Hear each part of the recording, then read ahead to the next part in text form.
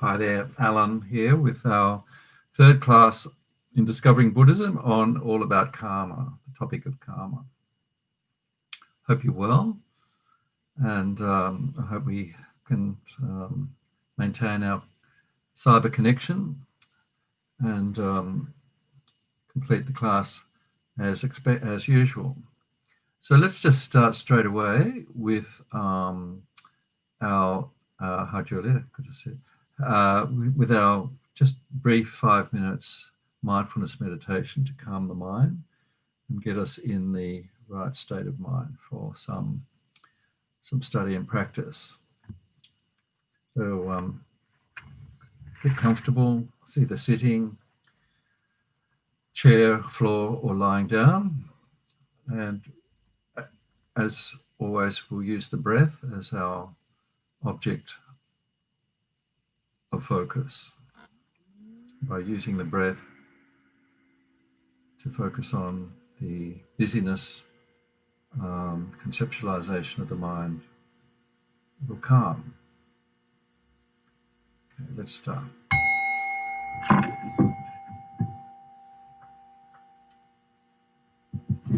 Coming now into our inner world, feel that we're actually letting go of the day, the external activities of the day, where our focus is on what's happening outside, out there, outside activities. Now it's the time to look inwards,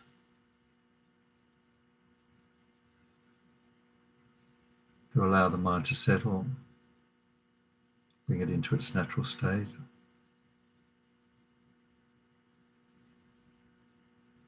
Let's think of how fortunate we are to be able to have this opportunity to do some practice together,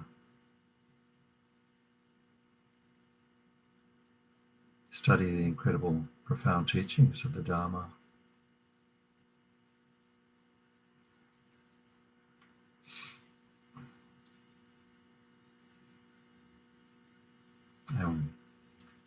Our motivation, as always, is not just for our own benefit that we do these practices, do these studies, but to benefit all other beings.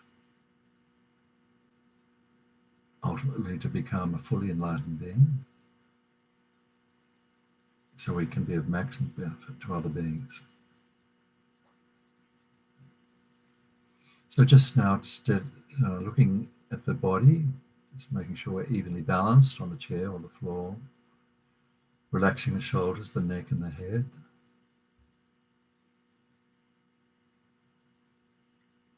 Checking the eyes can be closed or gently open. The face and the jaw muscles.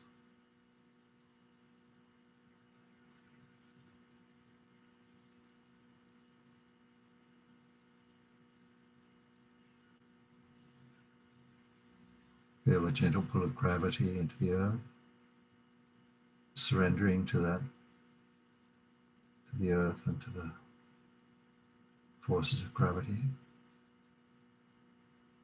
Nothing to hold on to, time to let go.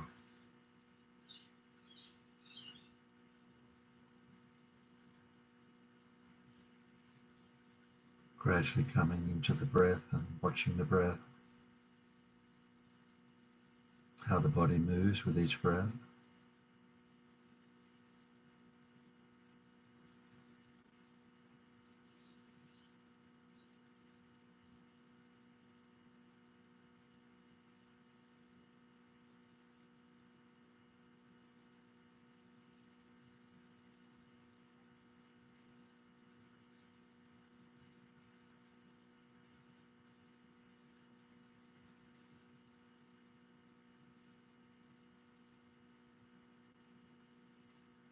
Just watching how the body rises and falls with each breath. Breath is always there, but now we're just noticing it, giving it our full attention.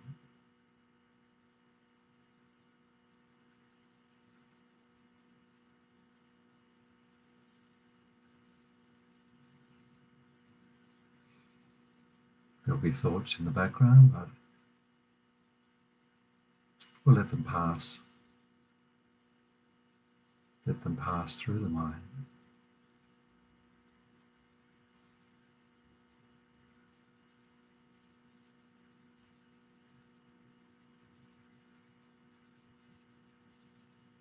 The physical movement of the body with the breath.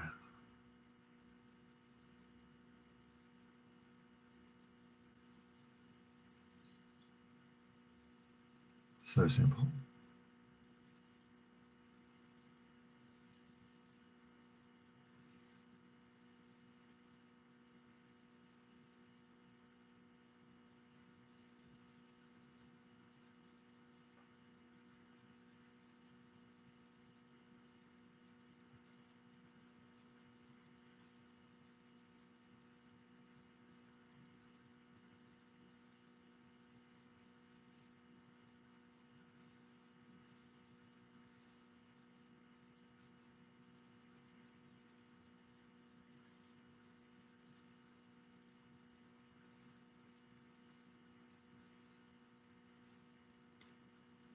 Just checking where we are. If the mind's wandered, it's just a thought, just gently let go of that distraction. Patiently come back to the breath.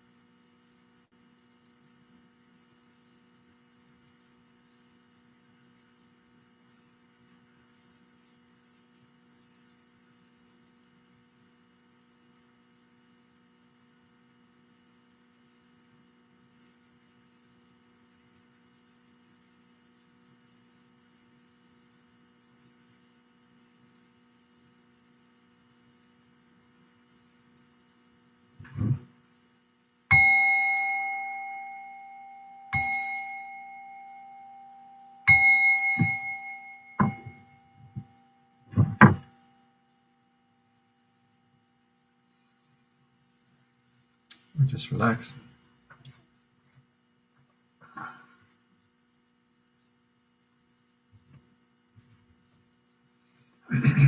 So, hopefully you received the notes I sent out yesterday, and also the questions. I sent out the questions that Discovering Buddhism writers, the people who write the course, send out with this module. Actually, not that many. So just, if you've got time, have a look through them and see if you can answer them. There's no exams in this where we're teaching Discovering Buddhism. And next week, because we don't have much interaction with online teaching I'll give you the answers, the written answers that they provide. So, and of course, always, if you like to have a go at writing answers and sending them to me by email, feel free to do that, no problem. I'll give some comments and send them back. So, so this time, next week's the last week, as I said. Mainly next week we'll look at purification of karma, and maybe some other bits and pieces that I haven't covered so far. As you can see, it's a very huge topic, karma. So basically, the more you find out about karma, the more you realize what I know is just the tip of the iceberg. And it's really a very vast topic, very profound topic. And so we can go deeper with more study, more books. But this is basically just an introduction. So just quickly looking at what we did last week, we had a look at the non-virtues, particularly the effect of negative actions of body, speech, and mind. So with this principle that karma is all about cause and effect, what we do with our body, our speech, and our mind is going to have effects. Everything that happens in our life puts like seeds on the mind stream, and the fruits of those seeds will happen in the future.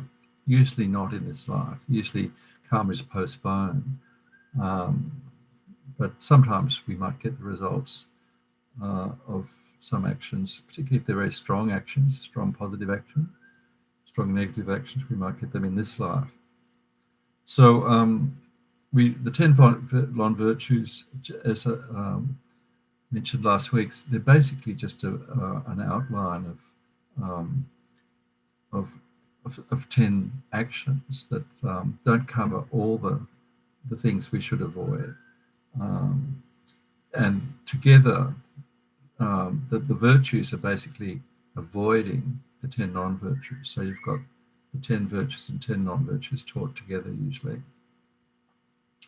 So then we looked at the idea of how you complete a karmic action. Quite a technical set of requirements. Those 4 things, the bases, using the example of killing. To have a complete karmic action of killing, you need the object, and in Buddhist action of killing is a sentient being.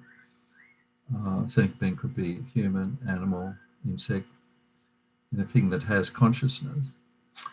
Second requirement is that there is an intention to do the action. So the main thing about intention is that it's driven by delusion. So it could be driven by attachment, anger, or ignorance. So the delusions are the driving force of our negative karmas. And so that's why the teachings on karma always point out that the intentions or the motivations behind the actions are the main thing. So we need to, our negative actions are the result of our intentions. So the mind is behind our negative action. So ultimately we need to tackle the delusions, attachment, anger, and ignorance are the 3 big ones. So later on, if we have time tonight, I'm going to do a meditation on attachment. Last week, I think we did anger. So these root delusions, they call them, are the driving forces of our negative actions. So we need to tackle the ultimate causes of our negative actions, which is our delusions. So that's the second one, intention. Performance, we need to actually do the action. If it's a killing, you need to carry it out. Completion is for the person to have died before we do. So that these quite technical, almost legalistic type of requirements to have a complete negative karma. And of course, a complete positive karma also requires the opposite, positive intention and so on, so saving someone's life with intention and so on. So again, to have a look at that later, more about creating positive actions. Then the next thing we looked at last week, 3 types of cause and 3 types of result. So you might remember 3 types of cause is a substantial cause, a cooperative cause, and a ripening cause. So a good example is the seed in the garden, the seed of the tree, substantial cause of the tree, the seed. The cooperative cause is the water and the heat and the nutrients. And then the tree happens from that. So they're the 3 different types of causes, and the results are also 3 types. The first one is a result similar to the cause. So this is the idea that the easy example is killing always. If we have a habit of killing, so sometimes the example of a butcher whose profession is to kill animals, then the result, similar to the cause, will that person will have a tendency to have a short life or to have health problems if they're born a human. But usually, if the habit of killing is strong, they will be born in the lower realms, often in the hell realm. So the other thing about results similar to the cause is that there is a habit, the habit of killing developing. So there's a tendency to do the same sort of action, which is negative, in the next life. And of course, you're creating more negative karma. So it's like a kind of cumulative negative result. So then the environmental result is where the person is reborn. Let's have a look at what Lama Zopa says about stealing. Okay, so he says there are 4 sufferings. So first of all, if you have a habit of stealing, you experience a ripening result in the lower realms. And then if you are born a human after that, you experience poverty.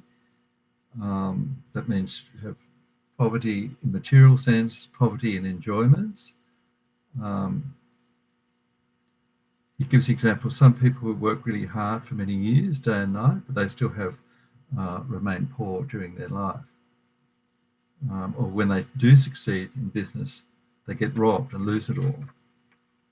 So this is said to be the result similar to the cause in a previous life. Even though they work very hard this life, they have created that cause to be poor in the future life by robbing. And then there's the habit of having a tendency to steal in this life. So we do have these, you often see in the news that there are these people who are serial fraudsters. They just can't help themselves, and they will be caught dodging tax or perhaps defrauding the public in selling some goods or services. They do some time in prison, and they come back and they do it again, and then they do it again, and they do it again. Serial offenders. So the environmental cause of stealing, this is from Lama Zopa in the extracts from the readings, to live in a place where there are many droughts, where the crops fail, where there are many bad weather conditions, mice or insects, there's no chance to enjoy life. With clothing, it gets destroyed. There are many robbers about. You can see there are many places in the world where there are droughts. Water has to be brought from other countries. Okay, so that's the negative action of stealing. Positive of avoiding stealing is being in a place where there are perfect enjoyment, having rain at the right time, good harvest, not being disturbed by insects or hailstorms, and being able to enjoy and have possessions. So this is a result of good actions of avoiding stealing. So these, this is really basically what we're looking at, this idea of cause and effect in specific examples last week. So we're going to just continue that a little bit this week, maybe looking at positive actions or constructive actions is what His Holiness calls them, virtuous actions, constructive. Then we'll have a look at what makes karma heavier, what makes it stronger. So it could be a stronger negative result or stronger positive results depending on specific factors. Then in His Holiness's discussion in his book, The Foundation of Buddhist Practice, which I've got in the reading list, where he's got actually 3 chapters on karma, very detailed chapters, good chapters, but we won't have time to do everything that he covers in it. But he raises some interesting ethical issues like genetic engineering, cloning, different aspects that now very much in contemporary society today, and looking at the karmic aspects of it. Very interesting. So we'll have a look at some of those. And then there's just a few points I've just gathered together from His Holiness's teaching under the heading of other interesting points by His Holiness. So we'll have a look at those. So just basically the first page, the notes, second one, but just we can get through it fairly quickly. They're actually just points about the creation of positive karma. The first point that is made in His Holiness's teachings and others is that we need to actually have the intention to create positive actions. So we don't create virtue by just avoiding non-virtue. Unfortunately, it would be so nice if we could just relax and by doing nothing, not just avoiding doing anything bad, the virtues would accumulate, if only. Now that will happen when we take precepts. We'll talk about that later. But otherwise, it's nothing. The mind is not going to improve and create merit unless we actively pursue virtue. Otherwise, animals, of course, who love doing nothing and sleeping all day would be accumulating virtue non-stop. Unfortunately, that's not the situation. So we need to engage with intent and refrain from negative actions with intent. Okay, so it's the motivation is the driving force with intent. So if we can create positive actions with the motivation of compassion, loving kindness, for example, that means to benefit others, then the action is going to be virtuous, positive merit being accumulated. So, and then if we have taken vows, now the vows, just briefly, vows, of course, are taken by any ordained person. Any ordained person, monks and nuns, are taking vows 24/7. So that they take vows that they won't do certain actions while they're ordained at all. So they're accumulating virtue by not doing those actions, not killing, not stealing, not sexual behavior, not drugs, and so on. So those beings who take vows their whole life, like ordained beings, are accumulating unbelievable amounts of positive karma, positive merit, by just living in the vows, not breaking the vow.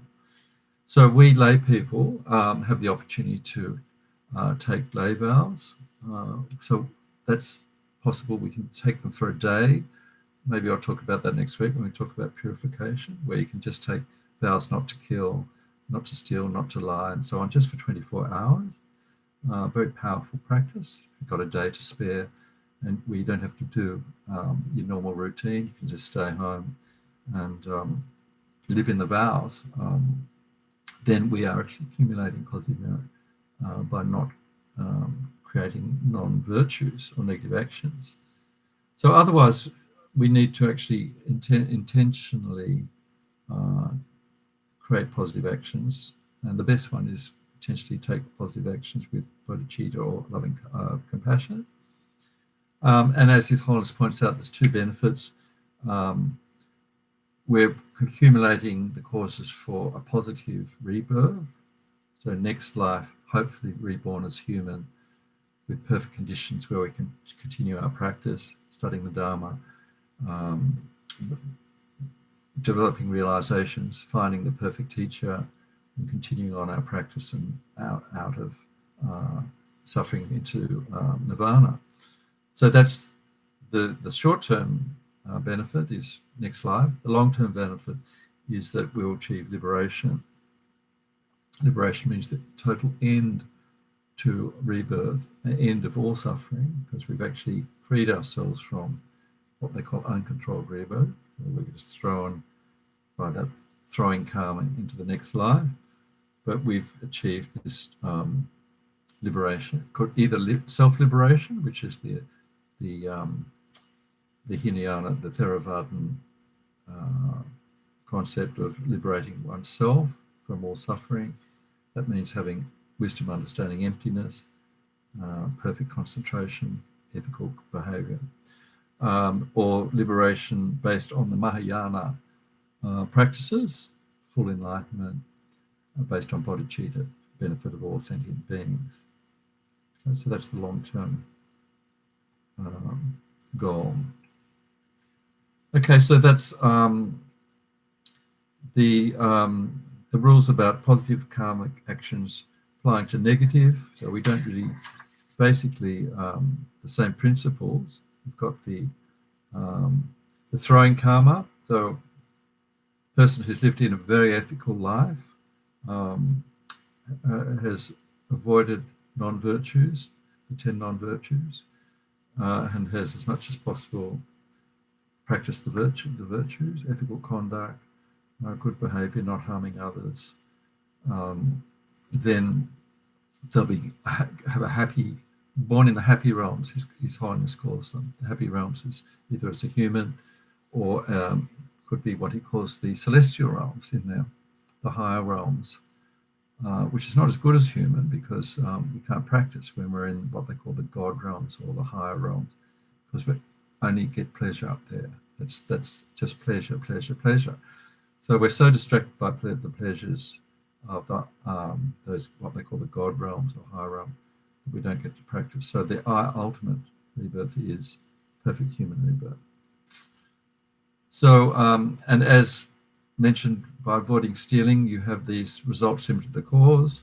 You have lots of material wealth if you don't steal, and so on. You've got those lovely conditions with the perfect food, lovely climate, and we have the habit of creating those positive results. So we have the habit from past lives that will live more ethically, avoiding the 10 non-virtues. So things just go from strength to strength by the force of habit. And then, of course, the environmental result is that we dwell in a pleasant place. So, so then there can be these mixed results. I'm not sure whether I mentioned it last week. So often the result, I think Renata might have mentioned in her teachings, where you have these mixed results where they often use the result of a domestic pet, born as an animal, a cat or a dog, a domestic pet, but born into a place like Sydney where they've got an owner being perfectly fed, looked after, a life of ease. So the ripening result, the throwing karma, is negative because they're born as an animal. With the main feature of an animal is that they have so little intelligence they can't understand. They can't understand virtually anything that we can, and no opportunity to practice. But practice Dharma and improve the mind. But they also have the environmental result. So they must have practiced this, the fruition of animal rebirth can be negative behavior. They often say sexual misconduct could be a result of animal rebirth. There's probably various causes. But being born in a perfect place, like the affluence of a domestic house in Sydney with a loving owner, then they've obviously practiced generosity because they're getting all the food they want, they're getting good conditions. So they've practiced in previous past lives, they practice those positive causes. So they get this mixed result, the throwing karma of the animal for the very positive result of being born in a pleasant place. So there are all these combinations, different combinations. Maybe that animal will have even more benefit by being born into a Dharma family or an owner who's studying the Dharma, and they might see how they can benefit the animal by reciting mantras to them. That can often be a benefit to an animal, or taking them around stupas, animal blessings. So you may not have. I think one of Lama Zopa's visits in Sydney, probably been 10 years or so ago or so, he gave an animal blessing in Jubilee Park in Glebe. And so he brought these very powerful objects like stupas, Buddha relics, a collection of very, very rare and powerful Dharma objects, and put them in the center of a table in the park. And people had been invited to bring their animals for the blessing. And so there we all were. Rinpoche gave a teaching, and then all the people with their animals were carrying them around these holy objects, the stupas.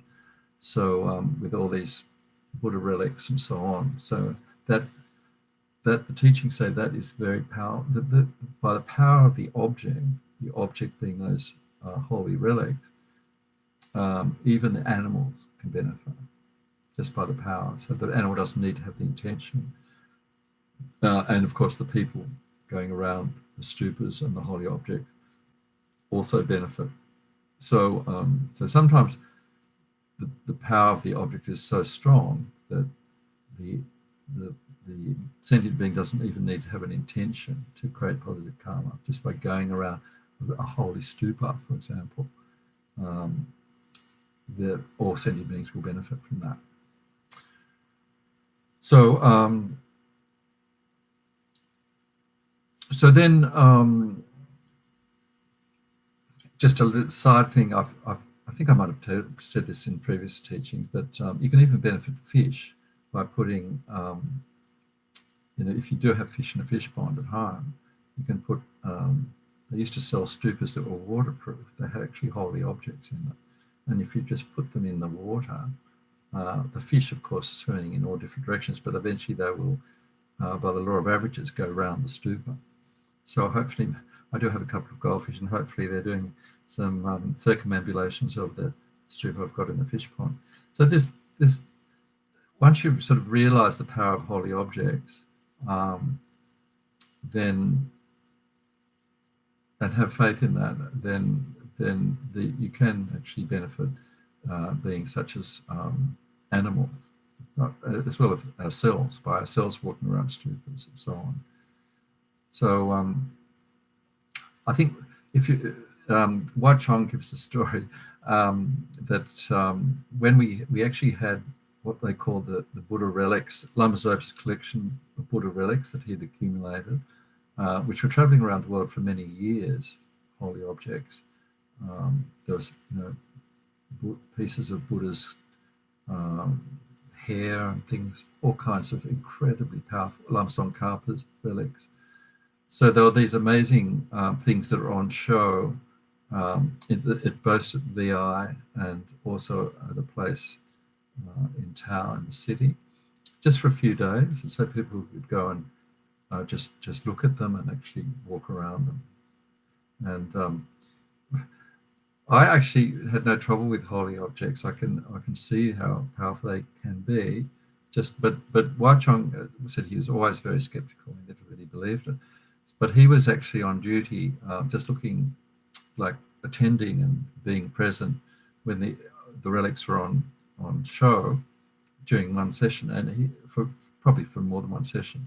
But he said the power of and part of his job was to put some stupas on the heads of those visitors who were coming to look at the relic. And he actually said he felt the power of the holy objects, and it actually changed his whole attitude to holy objects. And he actually, by his experience, has no trouble believing in the power of holy objects. So that's another way of developing positive karma. We're lucky enough to be near or have a holy object. So going around the stupa, like the stupa at VI, it's a holy object full of blessed. It's been blessed by Lama Zopa and very many holy beings. So then moving on, there's just 3 suggestions about how to accumulate merits, like positive karma, from, I think, the Pali tradition, the Theravada tradition. So Wai Chong's just got some quotes there. The first one is the power of giving food as an example of generosity. So generosity is an incredibly powerful way of developing positive karma, giving our resources, giving our time, giving our energy, our skills. And so that quote there is talking about the power of giving food. Even if it were the last bite, the last mouthful, they would not eat without having shared. Okay, so that idea of always wanting to share, having share. So even if you are eating alone, you can visualize sharing the food. So that's generosity, very powerful, positive practice. The second one, ethical conduct, watching our actions of body, speech, and mind, which is what the 10 virtues are doing. How powerful that is. And as these are quotes straight from the Buddhist Sutras, and the Buddha said, person who keeps good conduct, good verbal conduct, bodily conduct, mental good conduct, and held the right views, at the breakup of the body after death, have reappeared in the good destination, the heavenly world. So those people who do those practice ethical conduct will have a positive rebirth, what they call the heavenly world in that sutra. And then the last one, practicing loving kindness, or having a good motivation for our actions. So as he said, this one is the most powerful of all. What they call the mind release of loving kindness, lovely idea, the mind being released of its suffering by practicing loving kindness, surpasses all these other positive actions.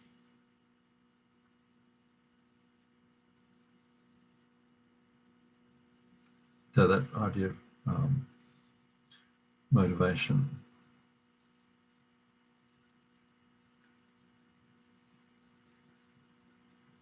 Okay, so now let's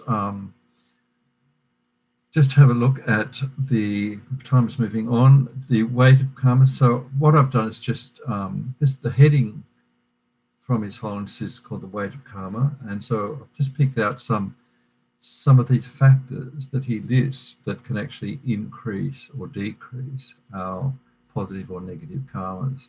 So how often we do the action will be a factor. That's called frequency. So this is fairly common sense. The person who loses their temper, gets angry often, obviously is going to be creating more negative karma. But the person who's naturally patient, naturally good-humoured, naturally forbears retaliating when others are annoying or harming that person, will, if that's their habit, then they're going to create more positive action, more positive merit. Another one is regretting. So, person who does create a negative action but then regrets it, this is less the power of the karmic seed. So, so this, we'll talk more about this next week. So this is the whole topic of purification. Purification, there are what they call the 4 opponent powers, and regretting is one of them. So if we do these purification practices and practice these 4 powers, one being regret, the other is making a decision not to do the action again. Another one is to do a particular mantra or purification practice. So this is a way of actually purifying that negative karmic seed, and that can decrease the power or eliminate the power of that karmic seed, negative karmic seed. So another one is rejoicing. Rejoicing, so a person who rejoices in bad conduct, their own or others, is going to create more negative karma. A person who rejoices in their own positive actions or others, particularly in others. Now, rejoicing covers rejoicing in others' good deeds. When you see somebody who's perhaps going to make charity to somebody, going to perhaps do a retreat, do some positive karmic action, take precepts, or maybe even take ordination, and we rejoice, then we get incredible positive benefits from that. So rejoicing can be positive or negative depending on what we're rejoicing about. So so we rejoice in others' good fortune as well when we see that they experience the results of good karma. Somebody getting a lot of money, having a terrific promotion, experiencing good conditions in their worldly life or Dharma life as well. Okay, that's another one. The motivation, how intense the person's mental state is when they're doing the action. So incredibly angry. This is why anger is said to be so negative. If we act like really strongly while we're angry, we're actually in a very high state of emotion, and our actions, our karma is going to be much stronger. Similarly, if we've got a very strong compassionate motivation when we're helping other beings, that is very powerful too. Positive is very powerful. So, so precepts again. Mentioned precepts just earlier. So His Holiness gives a good example, and Lama Zopa says this. Other teachers have said this as well. So this is a situation whereby just taking the precepts to say not kill, not steal, not lie, then the power of those precepts will constantly be creating positive seeds on our mind stream by even just abstaining from doing those actions. So I think there's the example I read somewhere that, say, 2 people not just sitting at home in a chair not killing, but one has actually taken precepts to not kill. Either it might be an ordained person, or they might have taken lay precepts for the day to avoid killing sentient beings, even insects. The person who's taken the precepts is going to accumulate much more virtue. And the person who hasn't taken precepts doesn't actually accumulate virtue of non-killing by just abstaining, unless they have that intention that there'll be some virtue. But just by not killing, by not doing a negative action, there won't be any virtues. Maybe that person might be very mindful not to kill, but they haven't taken precepts. There'll be some positive karma there. Acting out of ignorance. So His Holiness gives the example of children who, haven't learned very much and can actually create negative karma. They might steal, they might lie, they might actually, kill animals, not really understanding what the negative action are, like insects, for instance. So the ignorance can be a diminutive force. So this goes with the next point, mental illness. The people who are actually, this is similar to criminal law. If the person has a mental illness and they create an action from a mental illness, then they either lessen their culpability, or in criminal law they can be completely exonerated. If the person didn't understand what they're doing was wrong. That's the usual definition of lacking intention due to mental illness. So it could be also a situation unusual where the person is sleepwalking, what we call automatism. So they're acting, there's even been murders committed like this, and they've claimed that the person was sleepwalking, so their conscious mind wasn't actually doing the action. There was an unconscious mind there. So this could lessen the karmic impact, according to His Holiness. Interesting situation. So the person's general mental development. So he gives example like if you put salt in a cup of water, it can actually make it undrinkable. If you put just a teaspoon of salt in the same amount of salt in the ocean, it's diluted so much that it's not noticed. So he uses that example for a person who has very virtuous karma, does a minor negative action, won't have much effect on that person's mental state.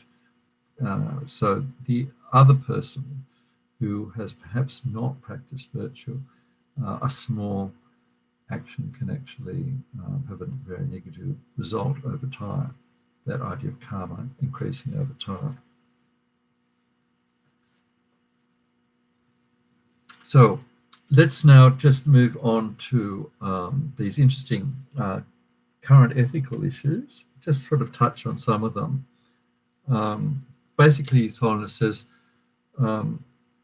we need to choose our actions carefully. So just knowing about karma, understanding, even a basic understanding of cause and effect, will make us more careful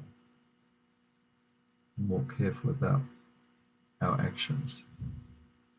And the question to be asked, His Holiness says, is will it benefit others?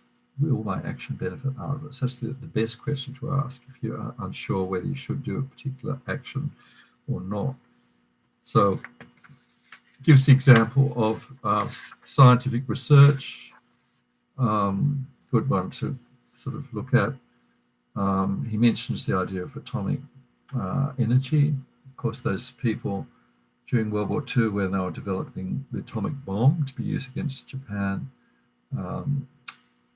were they aware of what the negative effects were? Did they think that overall this would benefit the world? So he says, quoting, "Scientists with a sincerely compassionate motivation and sense of responsibility for the long-term implications of their research will make careful decisions about what to research." That's the thing. So it's encouraging people in this field to actually check first what are the implications of that work I'm planning on doing. Is it best for humanity, best for other beings? That's the question he's suggesting is the best question to ask. Not is it best for the economy? Is it going to make more money? That sort of motivation. So, so it could be the scientific research could have positive or negative research results depending on the motivation. Genetic engineering. So again, he says he brings things like body transplants, basically proofs of this idea. So using the body parts of people who have naturally died, certainly not harvesting from, as has been said to happen in some parts of the world, harvesting prisoners' organs and killing them to transplant to other people. That wouldn't be ethical. But normally the transplanting of organs, he says, can be beneficial, but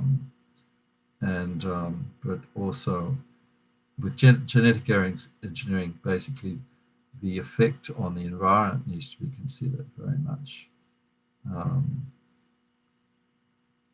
because the genetic plants, genetic engineered crops, can actually have some effect on the environment. So embryos used in vitro fertilization. So the question here he raises doesn't answer, when does consciousness enter the body? So he says we don't know whether the consciousness joins the egg when the two cells meet, that's in vitro fertilization, before it's been put in the womb or after it's put in the womb. Okay, so if there's consciousness in the two cells when they join, then that raises all the ethical issues of what to do with the embryo before it's put into the womb. If consciousness comes in only after the cells are put in the womb, then maybe it's the cells, the embryo can be used for other purposes. So these are very interesting questions, and of course there's no cut and dry to answer. Same with stem cell research, using animals to test drugs and so on. So basically the question, is it beneficial to harm some beings in order to help others? He points out that the fact that the animals can't give permission, they can't speak. So we need to bear this in mind. We can't ask the animals whether they agree. Basically, I don't think they would agree if they could speak. So there's obviously ethical issues involved. How much benefit will it benefit? How will it benefit? Will it benefit more beings overall to use animals in animal experiments, scientific experiments, or not? Basically, the tide seems to be against using animals in experiments. Cloning, though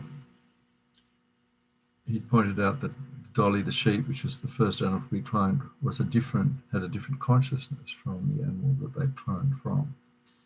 So basically, birth control he's in favour of, because he says it can prevent overpopulation. So preventing fertilization of the egg and the sperm is fine. He actually used that word fine, I think. But of course, after this fertilization, the question of abortion, whether abortion may benefit the child, if it's going to be disabled, whether it's going to benefit the mother if her life's in danger. So basically, he says birth control is best if we can. But he doesn't answer the question about abortion. Finally, it is life. Points out that assisted suicide. He points out an interesting point that it doesn't stop all suffering, because we're not sure what will happen after the person dies, whether they'll be born in a suffering realm or a non-suffering realm. So, of course, non-Buddhists would say that obviously there's no suffering unless you can actually see it. There's no next life. So it's all very simple there. But if there's a next life, the question is, will the suffering in this life use up that negative karma so that there'll be less suffering in the next life? Things like that. But he says if there's the person's a human vegetable, no human hope of recovery, brain damage, then of course it may be beneficial not to use all the resources to keep that person alive, to use resources to keep other people alive, rather than a person who's got no hope of recovery. Very, very practical. Then the idea of suicide is negative, basically a negative action, according to the Buddhist teachings on karma. He points out how it can affect others, can cause great harm or suffering to others that the person committing suicide may not think of, and also how precious the person who's overwhelmed with some immediate problem doesn't see the incredible preciousness of the human body, human rebirth that they've got. So it's just very much a deluded state of mind. He's totally against the death penalty. Says this is really incredibly primitive, a bad thing for countries to use it. And then he says, fortunately, most countries are realizing it now. He suggests that all the countries that are using it have a moratorium immediately on the death penalty. So vegetarianism he supports completely. He points out that it does depend on the health. If it's going to harm our body, then we need to take that into account. He points out how important it is for centres, like Buddhist centres, like our centre VI, to serve only vegetarian food, the Dharma centres, and also public gatherings. He says that's very important. So if the person has health problems, then they need something that is an animal product. He says that's a different matter. So neutering pets, very much in favour of that if it's going to reduce the suffering of animals by overpopulation and also the spread of disease. I think that's basically pretty well agreed to now by most people, even those who don't have any knowledge or understanding of karma could see the benefits of limiting the reproduction of pets, dogs and cats and so on, if it can be done humanely, so they don't get overpopulated or diseased. So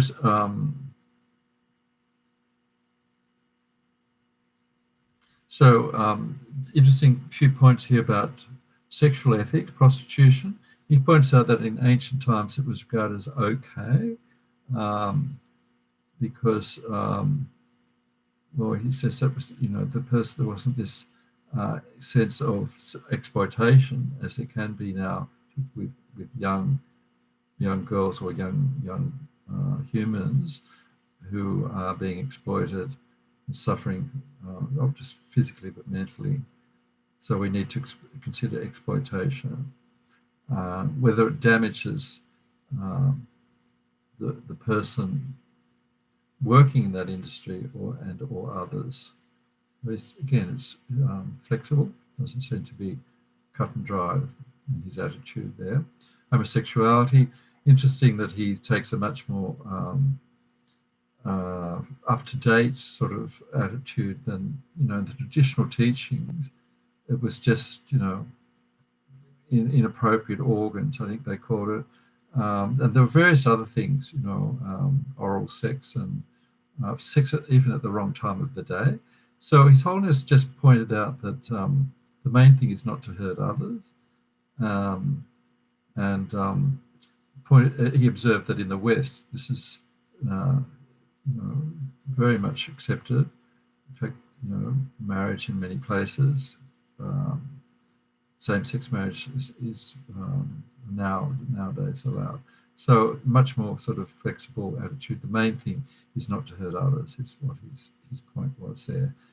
Pornography, pointed out the dangers of how it could actually harm those involved in it, and also how it can affect relationships, marriages, and children, child exploitation, and so on. So just moving to these few other points there that I just, because His Holiness's teachings are very vast, we won't have time to cover them all. So basically he points out that this first point is about, particularly at the time of the death of our dying. It's not as if all the accounts are mathematically weighed up, which is sort of the traditional Christian idea that the good is weighed up on a scale, and with the bad, and whatever outweighs the other will determine whether you go up or down, heaven or hell. So basically, he points out that what our state of mind is at the time of death will actually have a very major effect on our next rebirth. So it's what karmic seeds ripen at the time of our death. So it could be that basically he says that the heavier karma will tend to ripen first. But if the person has led even an unethical life, but there are positive seeds ripening at the time of death, so a great sense of compassion, regret, so on for his past deeds, that could actually ripen the seeds for him to have a positive rebirth. So similarly, the person who's led an ethical life may have a moment of anger or attachment, and be born in a negative state, negative lower realm, after leading a very ethical life. There was this quite dramatic story, I've forgotten where I read about it, that there was a monk who lived ordained, practiced his, kept an ethical life, but at the time of death, he was very attached to, what was it? I think it might have been his,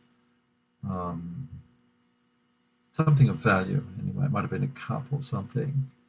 Or it could have been a jewel. Anyway, when they the person after he died, his teacher had his clairvoyance, trying to see what sort of rebirth he'd had, found that he died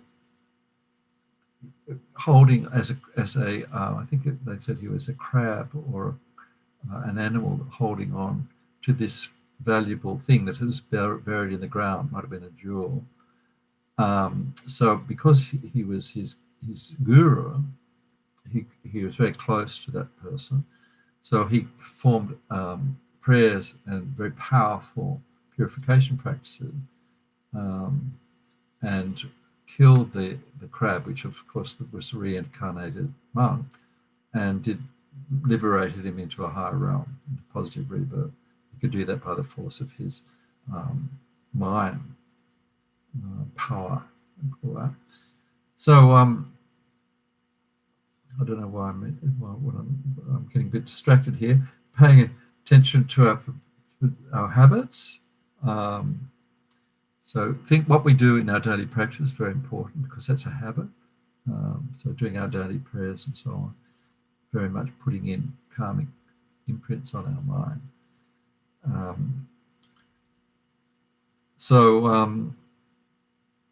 The importance of purification, again, we'll come to that next week. Importance of dedicating positive merit. So one of the 7 positive actions to create positive karma is dedicating. So by dedicating, when we do, that's why we dedicate after we've done our practices here, and after meditation and so on, and after listening to teaching, always at the center we dedicate. So this is to dedicate towards full enlightenment. So it's like putting the money in the safe deposit box, where we're putting the karma in a positive place, so it won't be burned up by anger later. So by dedicating our positive actions, the merit of our positive action, we prevent that possibility that if we get angry later, a moment of anger can burn up all our positive karma, or a lot of it. So by dedicating, we're putting it into this, what they say, the vast ocean of our positive merit. So just a good example of how karma works. He says we can look at children who have this certain habits. Some children, we might have grown up with some children who like to torment or kill animals or insects. Other children have this natural ability, a natural tendency to be kind, to save other animals, to look after animals, look after each other. So that you can see these habits sometimes in young children who same. They might even have the same kind of environment, same sort of growing upbringing, but they have these different karmic imprints. Rabina always used the wonderful example of the great composers like Mozart creating his first symphony at 8 or 10, and having this natural ability to create music. Extraordinary. So how do you account for that? It's a good example of that person having had previous karmic seeds ripening in previous lives, being familiar with music and so on. So just watching the news, watching things in real life, just about every time we open the newspaper, if you're still using hard copy or just reading online, there's always something. The fires, the natural disasters that Australia's just been through, the drought. Fires particularly interesting because sometimes you see the whole town or whole area wiped out and there's just one house that survived. Why did that one house survive? Karma. The person didn't have the karma to lose their house. Same with major accidents, air crashes and so on. So then there's sort of things like people creating corruption, avoiding tax, having corrupt conduct as politicians, very much in the news. So it's interesting to look. Is this a habit? Is there regret? Are they regretting their actions? Are they rejoicing in their actions? So some of these things will affect the karmic result. Then His Holiness points out this very important thing to avoid, the wrong way of thinking that if we actually help beings who are suffering, are we interfering with their karma to experience that suffering? So he says this is extremely foolish. If we see somebody who's suffering, we use our compassion. We help that person. So we have the opportunity to develop our own karmic imprints of practicing compassion. We also have the opportunity to help that person using compassion. So by not helping, he said we can ourselves be creating negative karmic seeds to not receive help in the future when we're suffering if we don't help others. So this silly idea of allowing people to suffer, not giving to the beggar, not helping somebody who needs help because we're thinking we're going to interfere with their use of their karma. That person might have has a karma for us to help them if we happen to be there and have the opportunity. So obviously, I think it's a good point to make. And strangely, it does happen. I've actually heard people saying that we should allow that person to suffer because they've got the karma to do that. Extraordinary. Okay, so let's just spend the last 10 or 15 minutes doing this practice on how to deal with attachment. Meaning all these karmic negative actions follow from negative states of mind. The three big ones: attachment, aversion, and ignorance. So attachment basically is putting too much icing on the cake, seeing good qualities that are there that aren't there, or exaggerating good qualities. So you see that person is all good, or that perfect house, all perfect. Just need that sort of that set of clothing. It's going to make me happy. Just reading from Lama Yeshe's teaching on attachment. He says, contrary to what some people might believe, there's nothing wrong with having pleasures and enjoyments. But what's wrong is the confused way we grasp at these pleasures, turning them from a source of happiness into a source of pain and dissatisfaction. Enjoy your material life as much as you can. At the same time, understand the nature of your enjoyment, the hallucinatory, impermanent nature of both the object you are enjoying and the mind that is experiencing that enjoyment, and how the two relate. And this is the renunciation of becoming more reasonable through knowing the characteristic nature of pleasure and the objects of pleasure. The truly rich person is the one who has a satisfied mind. The affluence of satisfaction comes from wisdom, not from external things. That affluence of satisfaction comes from wisdom, not from external things. So basically in this this practice meditation, we actually look at the faults of attachment, the faults being particularly the disturbed mind. So in this particular practice, we're asked to think of when we were extremely attached to a particular person, might have been our first love or something that actually went wrong later and that didn't last.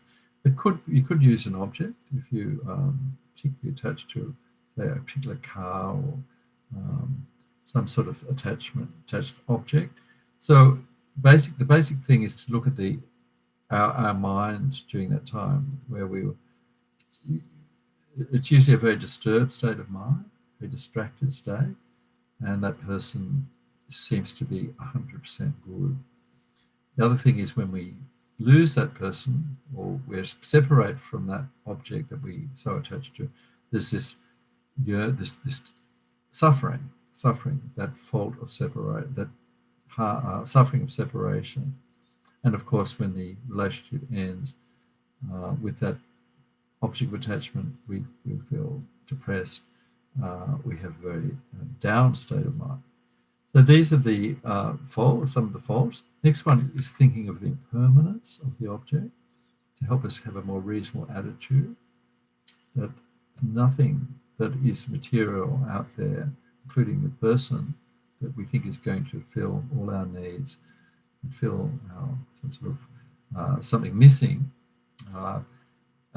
is going to last. So everything is impermanent, and so the person who is perfectly beautiful now will become old. New things that we're very attached to is going to age and will break down and lose its attractiveness, and so on. So we look at that idea of impermanence. Another thing we can think about is the certainty of death, that we're actually going to have to leave everything when we lose our body, when we actually die, including all the things we're attached to, all the people we're attached to.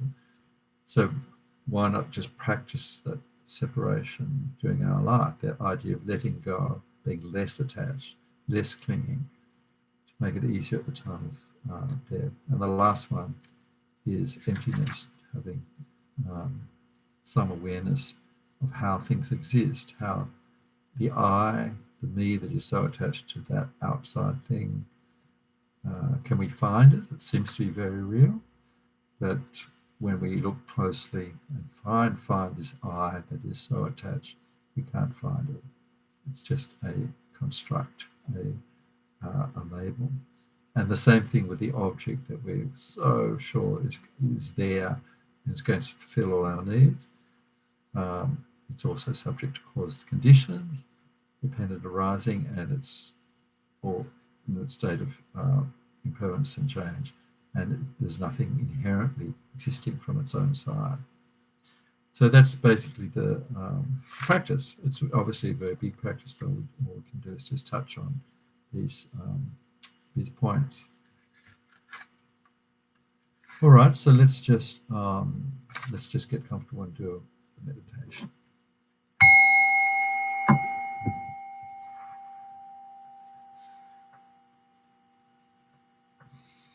Okay, we'll just come into our breathing meditation just for a moment or two, calm the mind.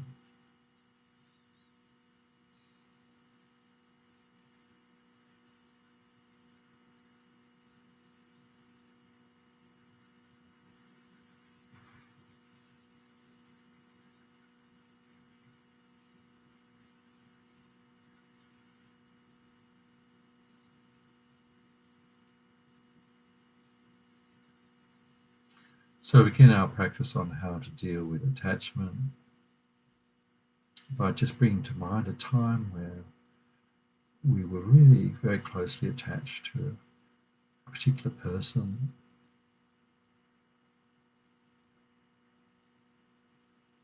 using the example of someone who we're no longer attached to. That relationship changed. Now we're looking at our state of mind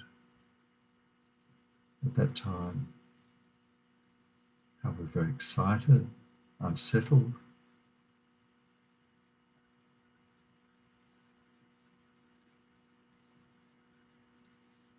It wasn't a peaceful, clear, perceptive state of mind. We saw that person as 100% good. We projected only good qualities onto that person.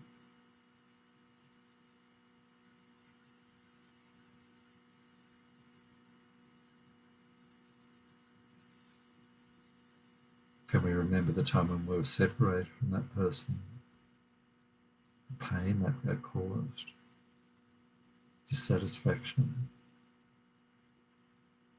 wanting to experience that pleasure of that person again and again, but never fully satisfied.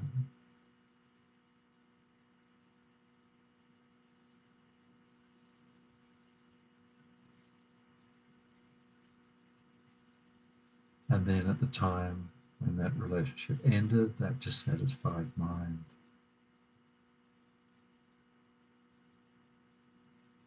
Perhaps anger, the connection was broken.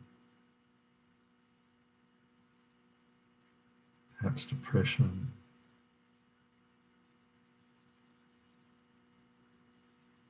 So these are the negative mental aspects of attachment.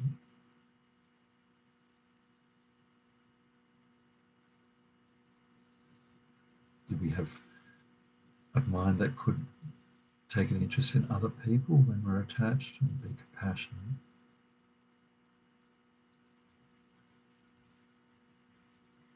Second point with attachment is to remember impermanence.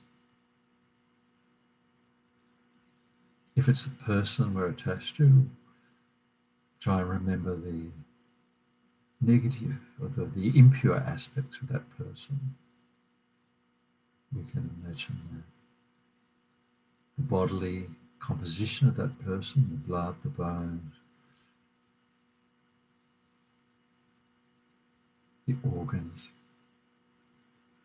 the impure substances, excrement.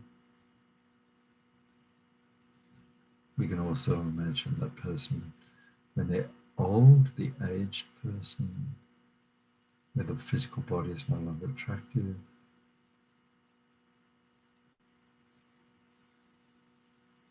If it's not a person but an object, we can remember how the beautiful new object doesn't last. New things quickly lose their attractiveness.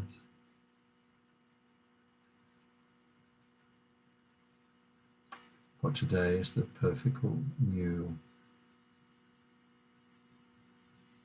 technological marvel is tomorrow's junk.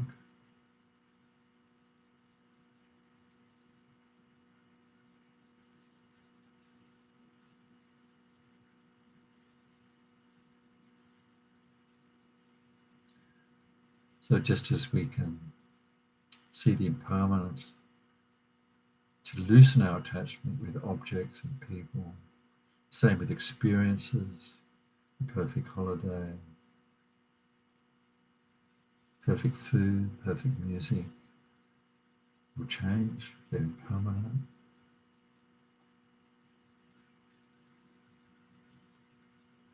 We can enjoy these objects, as Lama Yeshe says, having a more realistic attitude.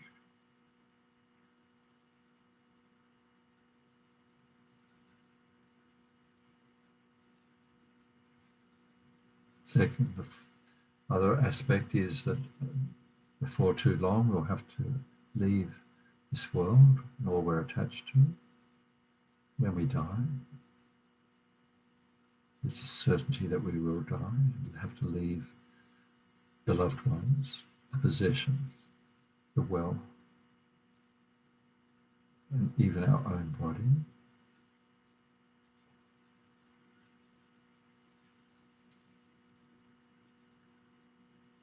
Having a less grasping attitude during our life, leaving these things at the time of death will be easier, creating a auspicious death to the next life. The only thing that will help at the time of death is our mind, our mental development. What Lama Yeshe calls the affluence of contentment.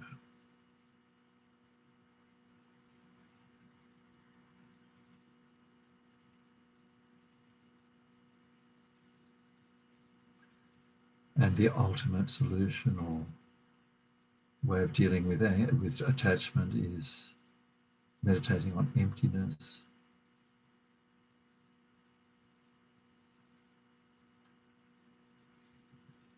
The mind, the me that is attached to the person or the object. Can we find it? Seems to be very real, but upon analysis, we can't find any self-existent self-I from its own side.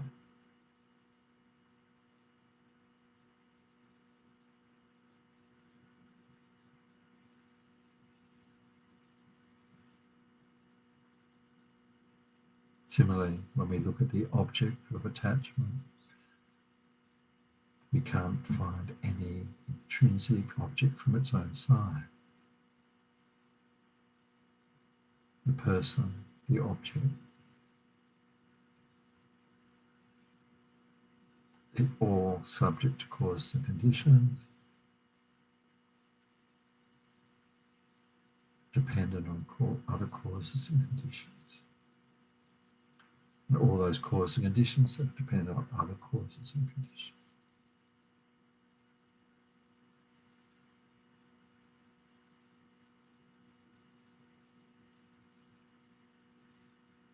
So this can help loosen our grasping at the self that is attached and the object that we're attached to.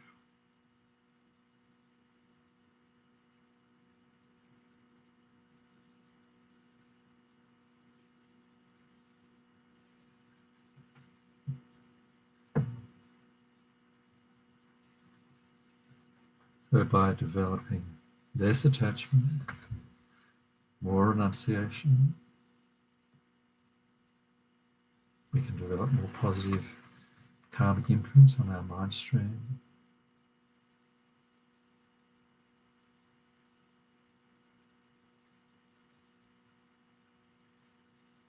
We can come to the realization that the truly rich person is one who has a satisfied mind. The affluence of satisfaction comes from wisdom, not from external things.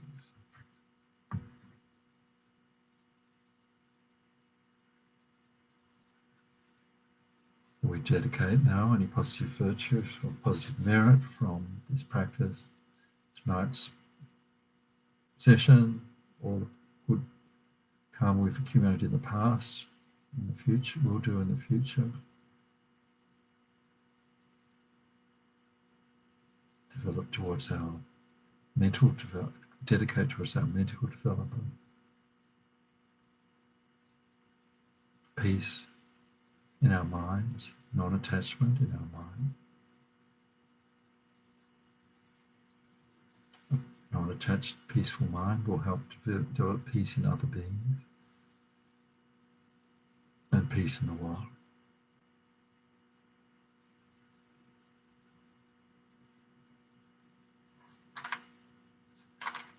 And finally, just using Lama Zopa's special dedication during the time of the coronavirus.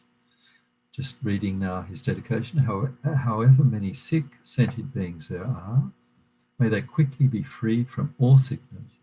May all the sickness, without exception, of transmigrating beings never occur again.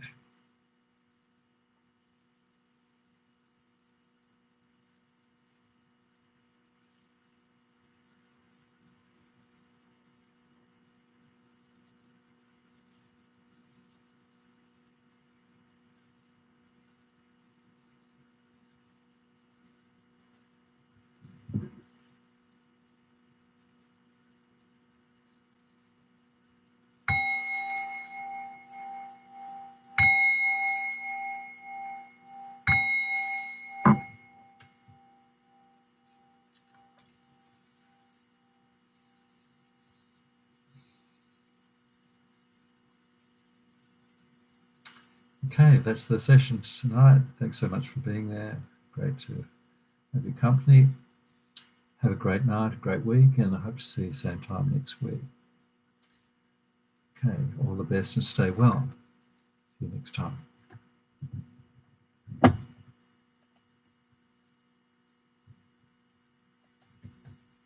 Take care.